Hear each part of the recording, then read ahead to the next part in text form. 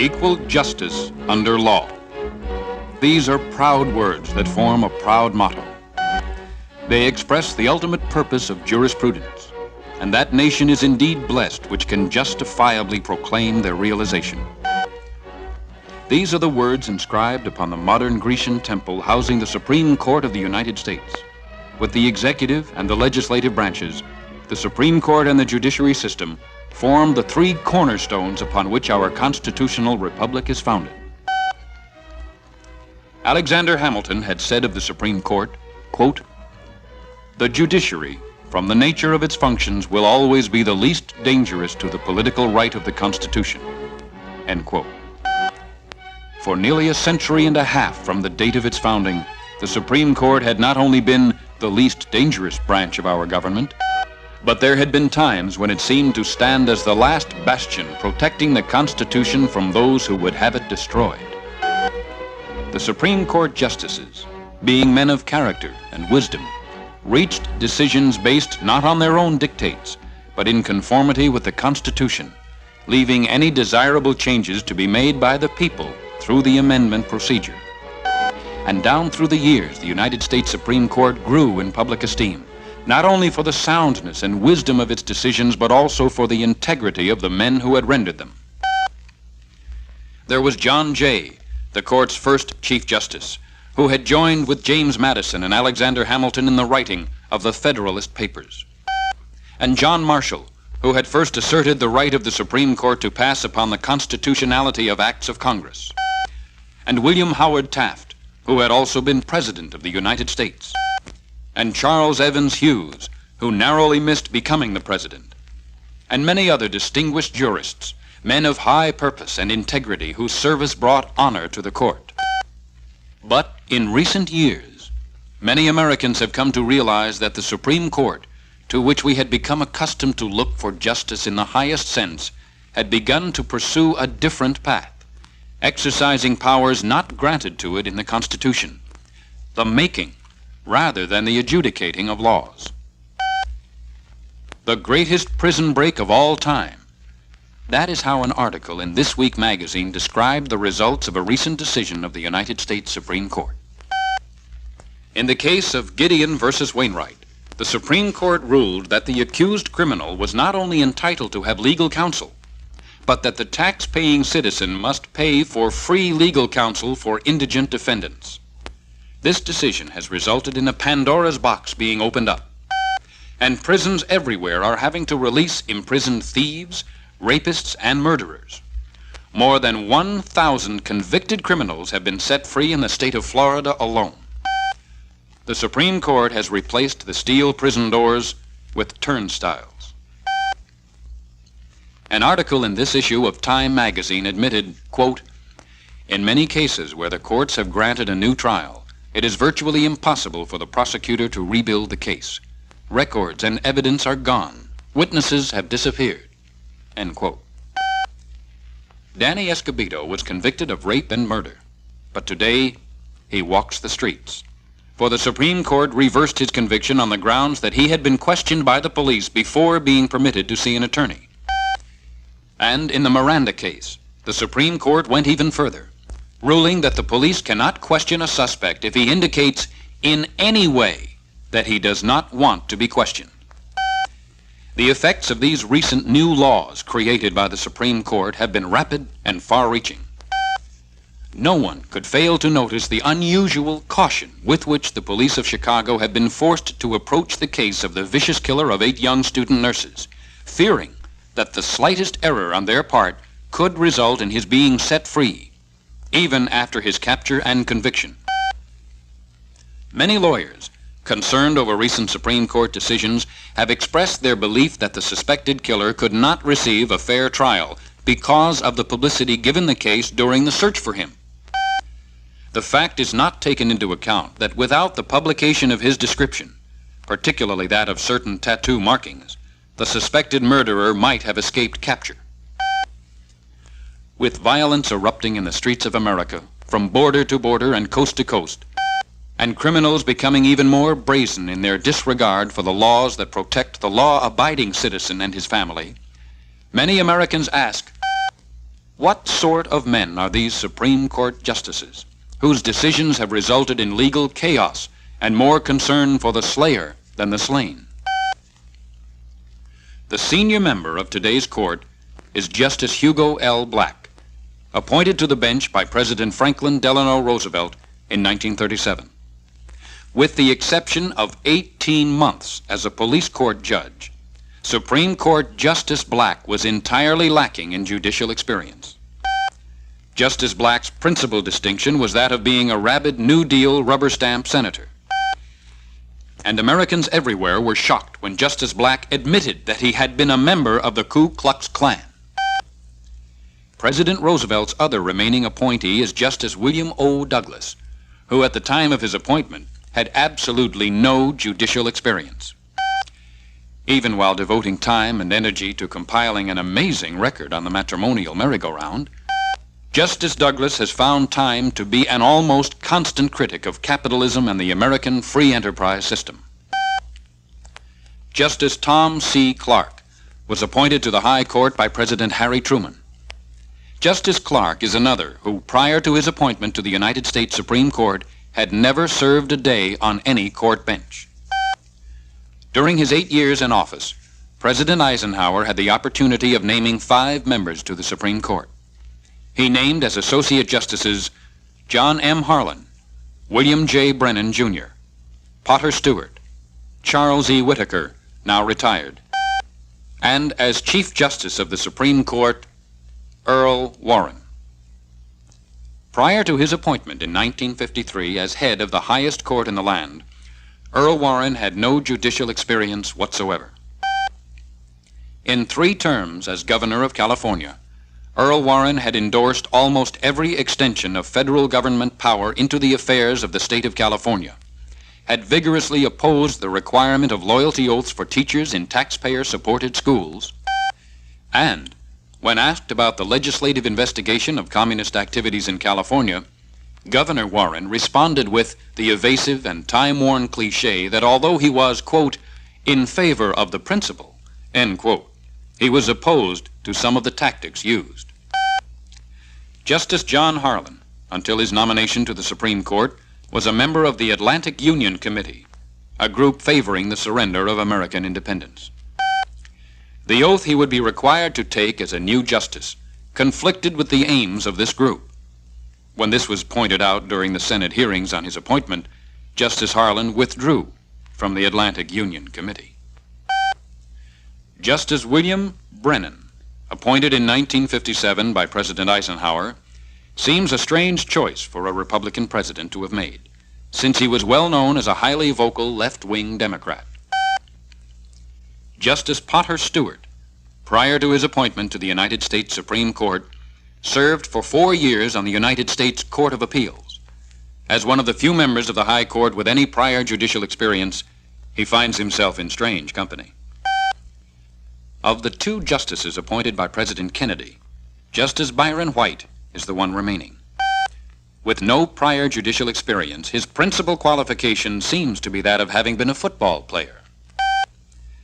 A place on the court was created for Abe Fortas by his old friend, President Johnson, who persuaded the other President Kennedy appointee, Arthur Goldberg, to become our ambassador to the United Nations organization. Justice Fortas can scarcely be said to have ennobled the court by his presence, his qualifications being merely long and faithful service to Lyndon Baines Johnson. It was Abe Fortas who prevailed upon Justice Black to certify the Democratic senatorial nomination of Lyndon Baines Johnson in the Ballot Box 13 scandal of the 1948 Texas primary elections. This certification halted an investigation into the very peculiar circumstances of the voting in the town of Alice, Texas, where ballots were cast by more than 100 dead people. And Mr. Johnson was presented with a landslide victory by only 87 votes out of the nearly 1 million cast, enabling him to embark upon his climb to the presidency. Abe Fortas has performed other valuable services for Mr. Johnson and Mr. Johnson's friends, having acted as counsel for the ex-Senate page boy and self-made millionaire Bobby Baker. and prevailing upon the newspapers just prior to the 1964 presidential election to hold back the story of the Walter Jenkins scandal while methods for softening the shock to the nation were being sought. This is our Supreme Court today. Byron Raymond White, William Joseph Brennan, Jr., Potter Stewart, Abe Fortas, Tom Campbell Clark, Hugo Lafayette Black, Earl Warren, William Orville Douglas, and John Marshall Harlan. These are the men who have been selected to tell us just what the Constitution says. Where earlier courts consisted of men having a profound respect for the Constitution, today's justices and their recent predecessors seemingly respect nothing but their own philosophies. The law of the land is no longer what the Constitution says it is, but what Earl Warren and his associates would like it to be. This is not merely the opinion of observers unschooled in the law. An assemblage of some of the highest legal authorities in the land at a conference of the chief justices from each of the individual states expressed their concern over recent Supreme Court decisions and in an official statement urged that, quote, the Supreme Court of the United States, in exercising the great powers confided to it, exercise one of the greatest of all judicial powers, the power of judicial self-restraint. By recognizing and giving effect to the difference between that which, on the one hand, the Constitution may prescribe or permit, and that which, on the other, a majority of the Supreme Court may deem desirable or undesirable. End quote. Many Americans, including FBI Director J. Edgar Hoover, are expressing concern over a trend in the Warren Court's decisions in cases involving subversive conspirators who are working tirelessly to destroy the American system of government and deprive each American of his individual freedoms.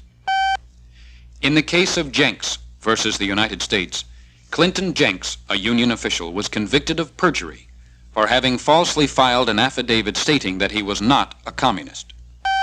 Completely disregarding the fact that he was guilty, his conviction for perjury was reversed by the Warren Court on the grounds that he had not been shown the FBI files containing the evidence against him.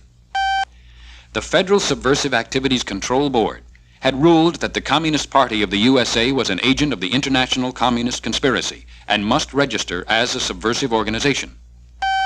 But, based on the Warren Court decision in the Jenks case, a United States Court of Appeals reversed this ruling on the grounds that the Communist Party had not been shown the FBI files.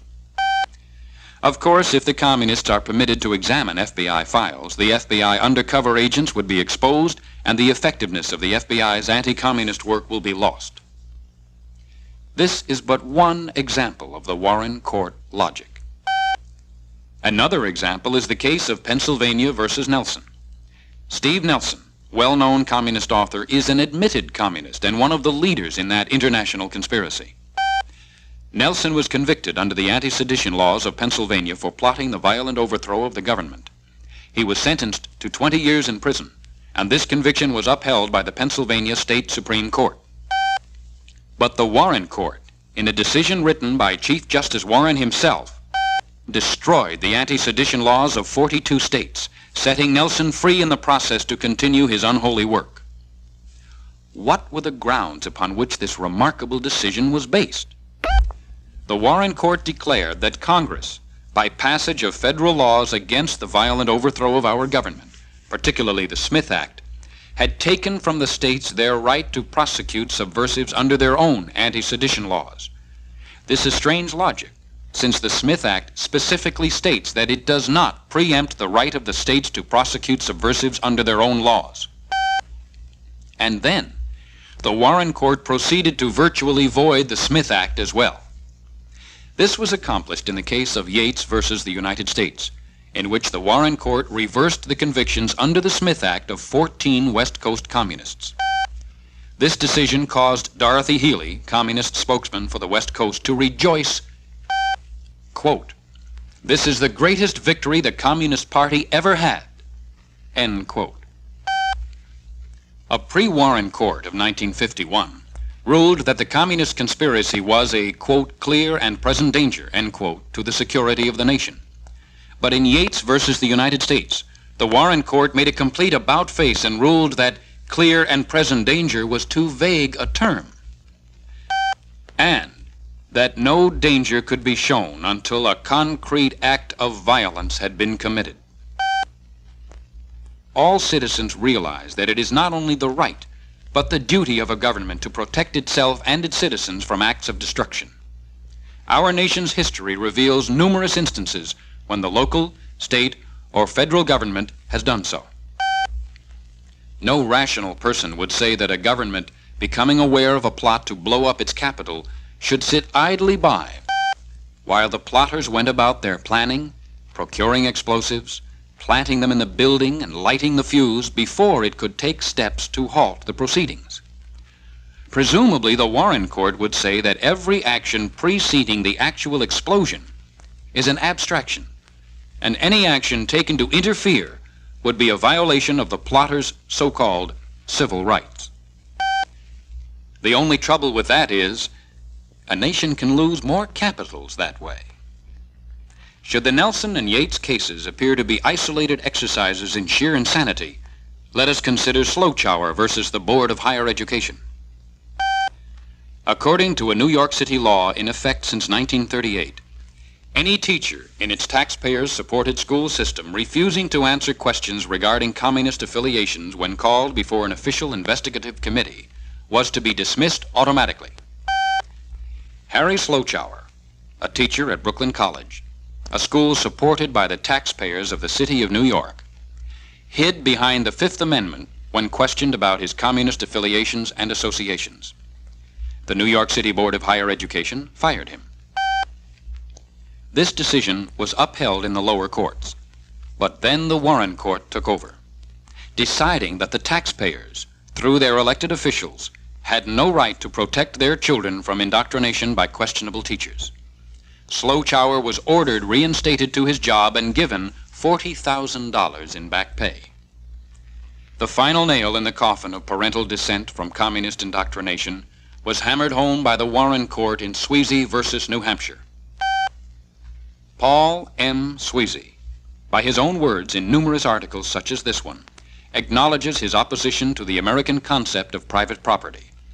Sweezy is also a professor at the University of New Hampshire and was accused of preaching the virtues of communism to his students. When questioned on 2 occasions by the New Hampshire Attorney General, he refused to testify concerning his questionable affiliations and associations. The New Hampshire Supreme Court held Sweezy in contempt.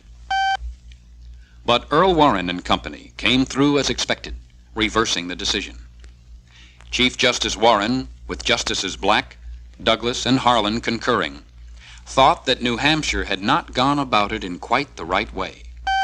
And Justice Felix Frankfurter, now retired, in a separate but concurring opinion, handed down a brand new law which said that state officials may not inquire into the affiliations or ideologies of professors in taxpayer-supported schools. Rosalie Gordon, in her book 9 Men Against America, commented on this incredible decision. Quote, "You build buildings for them to teach in. You hire them, but don't you dare ask if they are good Americans." End quote. She could very well have added that you as a parent and taxpayer have no rights in such matters since you only furnish the children and the money. It is interesting to note that in the 1962 school prayer decision, the Warren Court decided it could be harmful for children to hear a simple, non-sectarian prayer. But in the case of Sweezy, the court evidently felt that they wouldn't be harmed by having to listen to Marxist preaching. John Stuart Service was a highly placed official in the China section of the State Department, one of that elite group which did so much to deliver China to the communists. This congressional report disclosed some very interesting activities of Mr. Service, such as supplying classified government documents to the editor of the magazine Amerasia, which had been officially cited by the United States government as, quote, communist-controlled, end quote. The FBI discovered these extracurricular activities of Mr. Service, and he admitted passing highly classified government documents to Philip Jaffe, the communist editor of Amerasia magazine. Instead of being prosecuted under the law for his actions, our State Department merely dismissed him. For such gentle treatment by our State Department, one would have thought that service would have been eternally grateful. Instead, he brought suit against the United States government to regain his old job. And the United States Supreme Court thoroughly supported him, ordering him reinstated to his job and paid his back salary for the time he had been unemployed. Communist subversives have been using the courts for many years to carry on their never-ending battle to destroy the American way of life. We have reviewed but a few of the cases in which the communist-supported position is obvious and easily identifiable. Senator James Eastland recently had published in the U.S. Congressional Record a comprehensive list of such cases and how each Supreme Court justice ruled in these cases. A brief glance at this scoreboard should be shocking to every American. Justice Earl Warren, in rendering decisions on 65 cases involving communist-supported positions, rendered 62 decisions supporting the communist position. Hugo Black, in 102 cases, 102 supporting votes. William O. Douglas, in 100 cases, 97 supporting votes. William Brennan, in 51 cases, 49 supporting votes. Interestingly enough, John Harlan, in 65 cases, only 30 supporting votes. Potter Stewart, in 20 cases, only 6 supporting votes. Tom Clark, in 82 cases, only 21. Justices White and Fortas, being the most recent additions to the court, were not included in the chart. The Founding Fathers, when they pledged their lives, their fortunes, and their sacred honor in the struggle to win our nation's independence, could not have foreseen that time when men lacking in foresight and principles would be named to the highest court in the land. Even now, realizing that it has happened, it is difficult to believe. But Thomas Jefferson did catch a glimpse of this terrible possibility, and when writing his memoirs in 1821, he cautioned, quote, "It has long been my opinion that the germ of dissolution of our federal government is in the constitution of the federal judiciary, an irresponsible body, advancing its noiseless step like a thief over the field of jurisdiction, until all shall be usurped from the states, and the government of all be consolidated into one. To this I am opposed, because when all government shall be drawn to Washington as the center of all power, it will render powerless the checks provided of one government on another, and will become as venal and oppressive as the government from which we separated." End quote. Fearing the encroachment of power by one branch of government over another, the drafters of our Constitution made every effort to secure a system of checks and balances in our national government. Article 1, Section 1 of our Constitution states, quote, "All legislative powers herein granted shall be vested in a Congress of the United States, which shall consist of a Senate and House of Representatives." End quote. This is clear and concise language. It should be clear even to the Supreme Court justices themselves that they are not entrusted with the power to make laws, that only Congress can enact the laws of the land. Article 3, Section 2, Paragraph 2 goes even further. Quote, "The Supreme Court shall have appellate jurisdiction both as to law and fact, with such exceptions and under such regulations as the Congress shall make." End quote. With this system of checks and balances, the American people, through their elected representatives, have the power to protect their freedoms from what Thomas Jefferson said could become an irresponsible body. One course of action could be for Congress to limit the court's jurisdiction. The American people are tolerant and law-abiding and have great respect for those who serve in our judiciary system. But it might be well for the justices to remember that the Supreme Court, no matter how well-intentioned, is still bound by that system of checks and balances. Daniel Webster sounded these words of warning to those who would be tempted to entrust too much power to the hands of those who govern. Quote, "Good intentions will always be pleaded for every assumption of power.